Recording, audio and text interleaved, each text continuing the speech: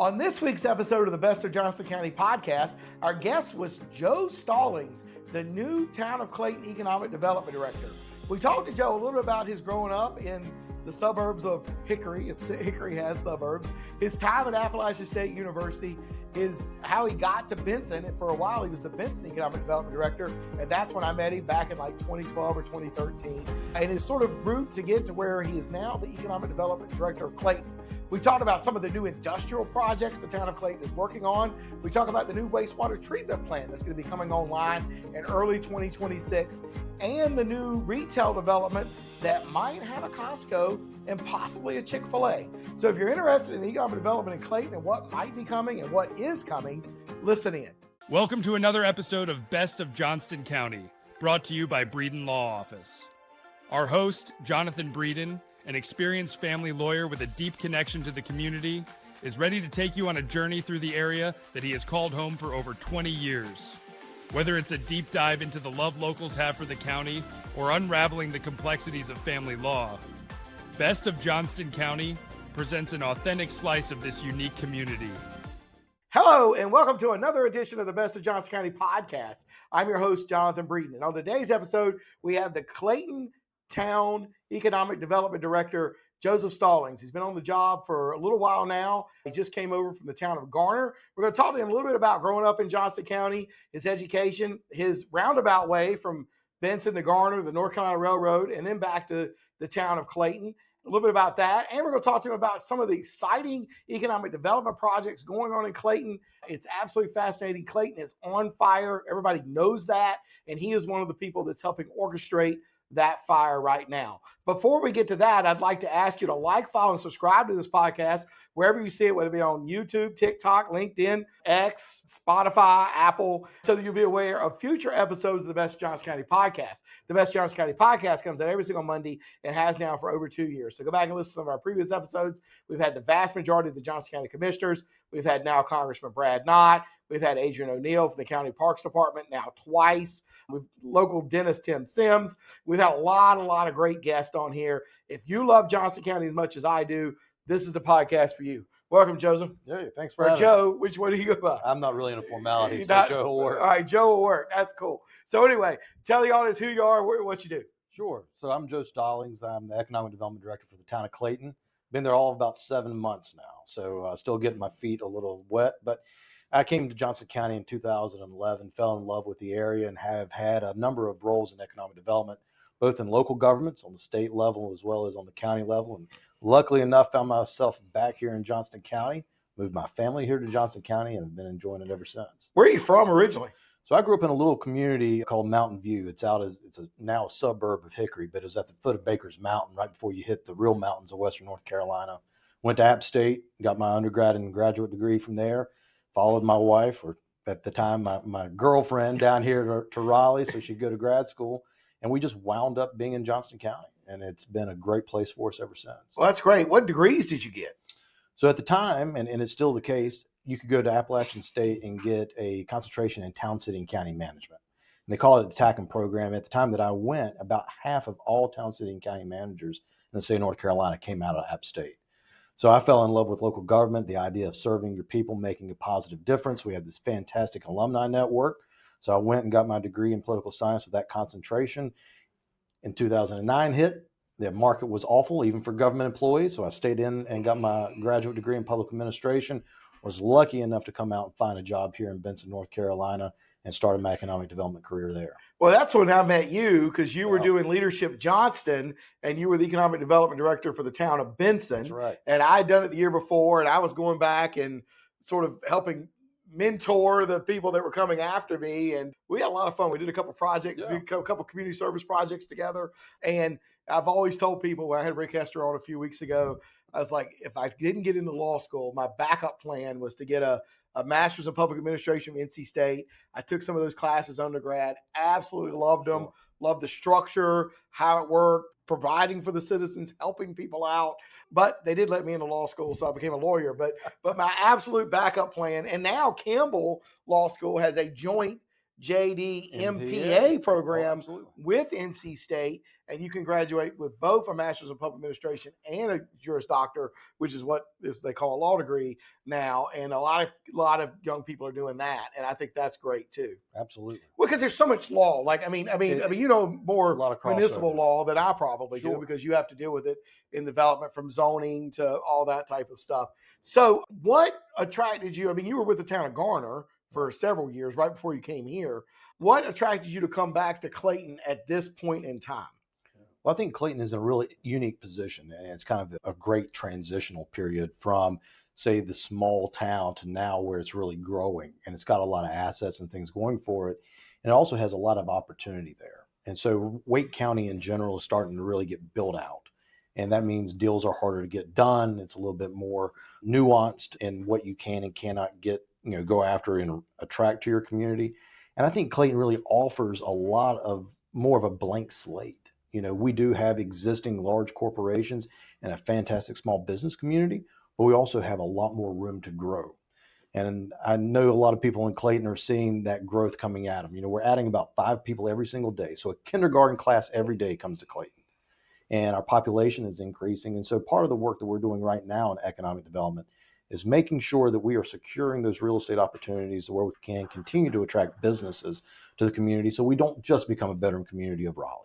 Well, right. And I was on the Economic Development Board of the county with Chris Johnston a few years ago, and with your predecessor, who did a great job. Absolutely. He was phenomenal. And, part of that was identifying sites, trying to get deals with landowners so that if you could get a tenant to come here, you could actually have the land for them to put it on it, pre-qualifying sites. I know Clayton has done that same thing. What kept happening with the county was, before we got an industry to come and take down the land, a track builder would buy it, and then it would become houses. And we couldn't tell the farmer, don't sell your land. Like everyone's selling to the first person that came with the money, 100%. And they should. That's the and way they the should. market It's their works. land, right. But it was somewhat frustrating to have very good tracks that we thought were very attractive, and then have a track builder buy it before we could get a actual industry to buy it. No, 100%. And we have fantastic relationships with Chris and his team at the county, as well as our other economic development partners around the state. And I think generally, looking at the state of North Carolina, we're really a victim of our own success. We've been so good at recruiting companies that we've essentially exhausted our site banks. And so now there's a real effort, and you saw the legislature a few years ago put millions of dollars into that effort to go out and begin looking for those new sites and starting putting things in place to make them market ready. And that's exactly what we're doing at the town of Clayton, is trying to get after it, be more proactive, ensure that whenever a company comes, we have the right site for them whenever they're ready to make that location decision. And at the same time, we're talking about sites, but that also means buildings. So for a long time, both the county and the town were suffering from a lack of inventory when it came to ready buildings. And so we're seeing more industrial activity in town, a lot of it's spec coming in. And that's really going to offer us the opportunity to be more aggressive when it comes to locating new companies in the community by offering them that turnkey space whenever they're ready to make that decision. Well, and one of the things that's going to be sort of spec turnkey, and I learned this when I was with Chris Johnston, was like, they don't want to wait 2 or 3 years to get it built. They want to come in, and in 6 months, they want to put their equipment in it and go. And if you don't have the building, they're going somewhere else. 100%. Time kills deals, right? Whether it's real estate or otherwise. And so being able to put something in front of somebody and say, hey, look, you can get in here tomorrow, right? That's a little bit of an exaggeration, but just to say we can move at the speed of business. And we're talking about real estate assets, but it also means that our government processes have to be able to move at the speed of business, whether that's planning and zoning or building inspections. Our ability to accommodate and make things happen so that we're keeping up with the business needs is going to be vital for us to be continue to be successful in getting companies to the area. Well, there's no doubt. And one of the things that the town just approved is I think they're calling it Clayton Commerce Center, right? Which is going to be 370,000 square feet. And that's largely going to be spec industrial space. Is that right? Right. That's right. So we have really 2 major industrial parks going on right now. The Clayton Commerce Center, which is about 350,000 square feet on Highway 70.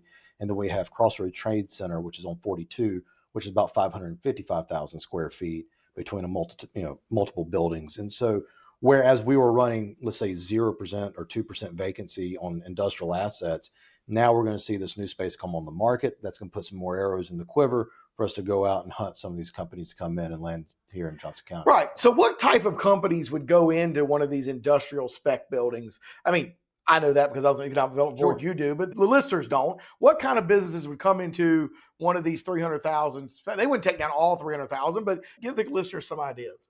Well, I mean, it can really be a whole host of anything, whether it's, distribution, manufacturing, even some, R&D type operations.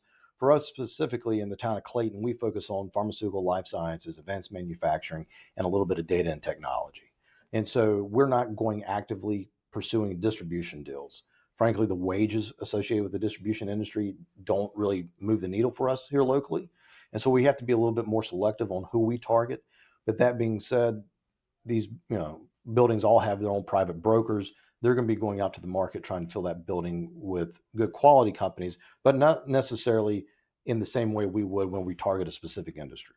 So they're really a blank slate when it comes to what you can put in there. Right. Well, and retail has sort of not gotten to Clayton as fast as I think some of us would have liked to have seen, but the town council just approved a new major development between the Walmart and the ABC store on what will always be 70 to me, but now Clayton Boulevard. Let's talk a little bit about that. That, I mean, could possibly have a Costco, possibly have a Target. I mean, it's going to be a fairly big commercial development, whether it's those tenants or not, but that's a big deal. Sure. No, it's a huge opportunity for the town. It's a $125, $150 million retail anchored center. That is what we do know, right? But I think what's really interesting about that is, whenever I came in 2011 to Johnston County, the town of Clayton had a desire for a Chick-fil-A, and that desire has never gone away. Right. And I think this particular development in particular may be able to satisfy that desire, but it is going to give us the opportunity to recruit a lot more of those retail amenities that the citizens of Clayton have been demanding for years. And I think it's one of those opportunities where you're starting to see the evolution, that transition I talked about, how the community is really moving into its own. For years, the community has heard, retail follows rooftops, retail follows rooftops. Well, I think we're actually at a point now where the rooftops are there. And so now the retail is coming in behind it. And there's going to be some significant investment in that project. It's both apartments on the backside with some major retail anchors and then the out parcels that will allow us to be more attractive for those retail tenants looking to locate here in Johnston County. Yeah, because I mean, I do think that is one of the things that Clayton has lagged in is the retail. Sure. And I've watched White Oak explode, and I go to White Oak at least 3 times a week for something. There's a Chick-fil-A, there's Dick's Sporting Goods, there's Best Buy. Yeah. We spent a fair amount of time over at what I call McCullers Crossroads, which is or Wake Tech or 401 and 1010 or whatever, because there's a Costco there and that kind of stuff. So I'm excited to see that possibly somebody like that could come to Clayton because I think it's needed. And then we've watched Adventure Development do everything in Selma, and they've got that massive, huge retail development there with Hobby Lobby, and they're getting a Target and a Chick-fil-A there and Academy Sports and all that. So I'm glad to see that, because this could be just the first of many projects, right? Like these projects sort of follow themselves. That's why Walgreens and CVS are next to each other. I could see another one of that size in Clayton on Clayton Boulevard, be approved in the next 12 to 24 months. Because once somebody says, okay, this guy can do it, and this is going to bring people there, I can do that. Oh, 100%. It's dominoes, right? So once you get the first domino to fall, you'll see consecutive ones come down the path. And I think right now what we're seeing from the market is there's a lot of interest in being in the town of Clayton, whether it's on the retail side, the industrial side, or otherwise. And it's a great opportunity for us to be able to capture some of that interest and bring those amenities to the community. And so it's exciting. I know it doesn't come without without some cons, right? It's not all fairy tales, but I think at the end of the day, it's going to be a huge asset for the community. It's going to deliver those amenities that people want to see, and frankly, are a matter of quality of life in a lot of instances. And I hope it will help continue to spur more good quality economic development in the community. Well, another big project that they're getting started on is the Copper District. It's been sort of on the back burner for a few years, but they're now moving dirts, doing some of the site work. River Wild and Reed Smith and Ed Aldrich are doing that. What do we know about what it's going to look like now? I mean, it's in development. I mean, it may not be what it was, but I mean, what, as your understanding is of what they're looking to do there right now, especially in the next, 12 to 24 months. Sure. I think it still will be a marquee development in the community. People are going to see this and they're going to have a great a great visual as they come into our community.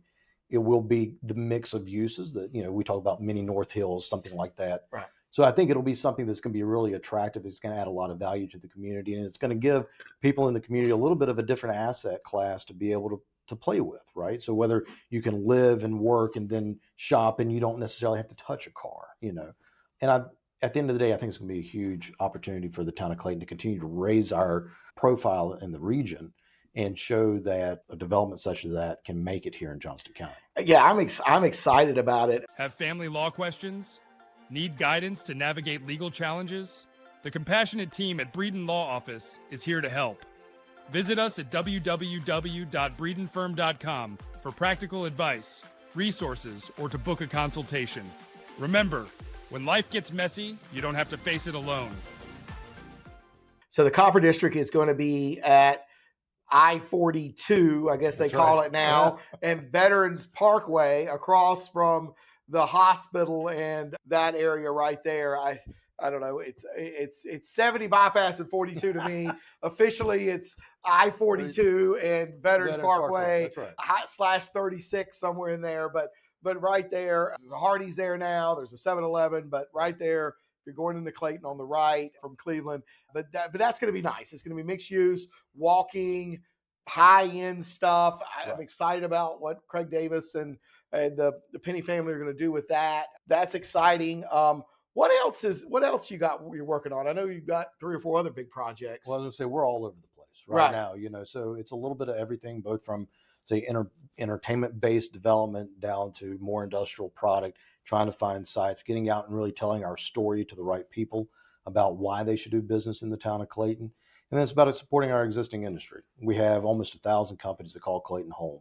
And so we're trying to get out every day and build relationships with those folks. So if there is a way that we can help them expand, we're helping to do so and keep them right there in our hometown. Well, that's great. And for everybody listening, Novo and Griffles are not in the town of Clayton. They are in an economic development zone on their own. They are not going to be in the town of Clayton, but they do buy water from the town of Clayton. Water and sewer, yeah. Water and sewer, right. And so one of the things the town is doing to help their expansions, because they're both expanding, and to help the expansion of Clayton is there's a new wastewater treatment plant that is almost finished. When I first heard about it 5 years ago, I've been assuming that it's done, even though it isn't open yet. So, well, Clayton's got that new plant, and it's going to do 7 million gallons a day, but it hasn't been built yet. But it's like people like me are like, as soon as I hear about it, I'm like, what a great idea. Like, oh, it's already done. Yeah. I wish it was, but it's not. It's on its way. Yeah. So, it gets back to the old adage. If you can't wash it, you can't flush it, you can't locate it. Right. So the town, to the great vision, to the great credit, the town council has put hundreds of millions of dollars into upgrading our water and sewer system. And so what you're seeing out there at Sam's Branch Water Reclamation Facility is a fantastic state-of-the-art sewer plant, water reclamation plant, that will allow the town to continue to grow as the town grows. And so they've already built in expansion capabilities within that plant to be able to accommodate the new growth. At the same time, we're also undergoing a project called the ECIA, or the East Clayton Industrial Area, which will upgrade the pump station that services our large industrial area and our partners at Griffles and Novo and others, so that we can continue to grow with them as well. So that's a massive project that upgrades the sewer lines all the way from Highway 70 East back to Sam's Branch Water Reclamation Facility, a massive project, but it will allow us to continue to be able to service those corporate citizens there well into the future. So where is this Sam's Branch? Where is the new water plant? So if you go out O'Neill Street, it's essentially north of town along the Neuse River. Okay, O'Neill Street. Towards Ashcroft, up in that area. And it's an amazing place, but it is in such a way that where we're decommissioning the current facility, which is south of 70, this will be back towards the Neuse River, which is north of 70. So essentially what we'll be doing is putting a larger pump station that will be the collector on the south side of town, and that will pump back to the new water reclamation facility there on the north side of town along the Neuse River. I got you. And then that is going to allow Clayton possibly to do some satellite annexations of some other developments that may be around the town that are sort of in its ETJ or a little bit out, which would allow the town to continue to grow. I think people don't understand in North Carolina, towns can no longer just annex, right? There's no such thing as forced annexation anymore. the only way to annex a town, and I don't know if I agree with this, but this is what the legislature did about 10 or 12 years ago, which is they said if the town is going to annex, there has to be a vote.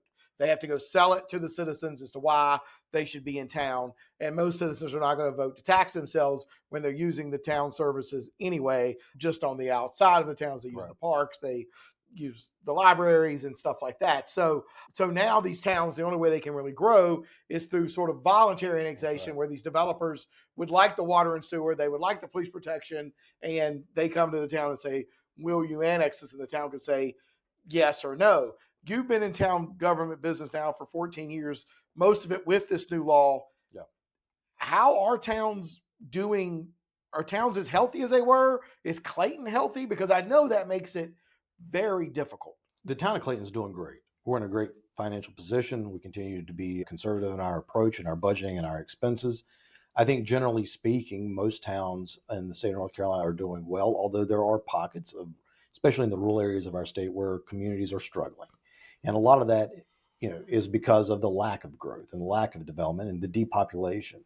Luckily enough for us here in the town of Clayton, we are seeing more people pour in. We're seeing a lot of development activity.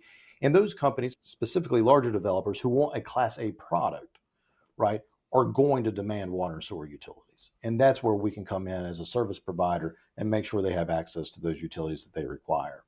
I think long gone are the days where it was seen as a negative for double taxation at the county and the town. Case in point, Holly Springs. They've had tremendous amount of project activity there. They've landed 3 major pharmaceutical deals, both of which will be on town and county tax rolls. And so there was, I think back especially in the 80s and before, there was this idea, don't put industry in towns. I think maybe there were some towns that actually encouraged that as well, because of the idea of it being dirty or noisy or whatever. But more now today than ever before, we're seeing companies actually wanting to be inside municipalities so they can take advantage of those services. But you hit on another great point. The town of Clayton is about 32,000 people, but we're servicing every day probably about 60,000 people, because all those people that live in the area are coming to the town of Clayton for their services. Parks are a great example, but it also goes to a whole number of other things that they're taking advantage of that they're not necessarily having to pay taxes for. And so that's kind of the rub between ETJs, involuntary annexations versus voluntary annexation and the like. But at the end of the day, the town of Clayton is in a good health position as far as financially and service delivery wise, and I don't foresee that changing anytime soon. All right. Well, the last question we ask everybody on this podcast: what do you love most about Johnston County? I love the fact that it feels like home.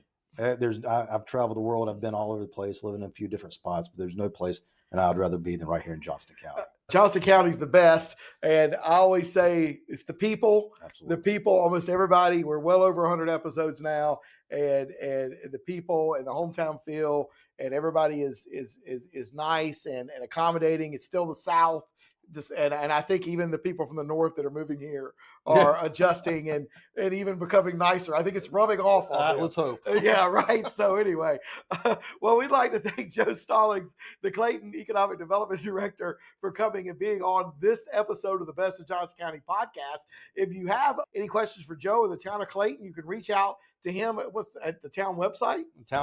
Or just shoot me an email at jstallings@townofclaytonnc.org. Yeah, so you can reach out to him. We'd be glad to answer any questions you have. If you know any businesses that might be looking to locate in this area, definitely reach out to him or reach out to Chris Johnson. His office is at the airport in Smithfield, because this area is absolutely exploding. We have great leadership with Joe and Chris, our county commissioners, the town board in Clayton. I mean, I know people get frustrated about the growth, but they're all doing a really, really good job. And you don't have to travel a whole lot of places to realize how good our town boards and our county commissioners are doing, at least in my opinion, managing this growth that you're not going to stop. You just have to make it as good as you can. If you wouldn't mind, as we mentioned, like, follow, subscribe to the podcast, share it on your Instagram stories, tag us Best of Johnston County. Also, leave us a 5-star review down below so we can let others know what you love about this podcast, which is you love Johnston County as much as I do. Until next time, I'm your host, Jonathan Breeden. That's the end of today's episode of Best of Johnston County, a show brought to you by the trusted team at Breeden Law Office. We thank you for joining us today, and we look forward to sharing more interesting facets of this community next week. Every story, every viewpoint adds another thread to the rich tapestry of Johnston County. If the legal aspects highlighted raise some questions, help is just around the corner at www.breedenfirm.com.